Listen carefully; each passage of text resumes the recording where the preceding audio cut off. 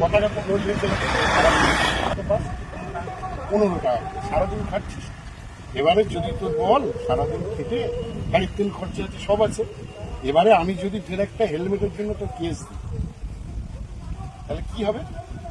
একটা কেসের যে ফাইন করতে গেলে 1000 টাকা খরচ, তাহলে তাতে কি হবে? তোর সারাদিনের ইনকামটাও চলে যাবে, ক্ষতি হবে।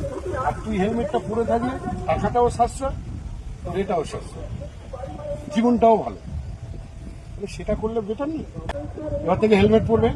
হ্যাঁ, হেলমেট করলে না মাথা গরম হয়ে যায়। আর মানে তা বললে হবে? মাথা গরম হয়ে যাবে বললে হবে? হয়তো প্রথম একটু গরম হবে, কিন্তু যেগুলো ছোট হেলমেট হ্যাঁ সেরকমই করে।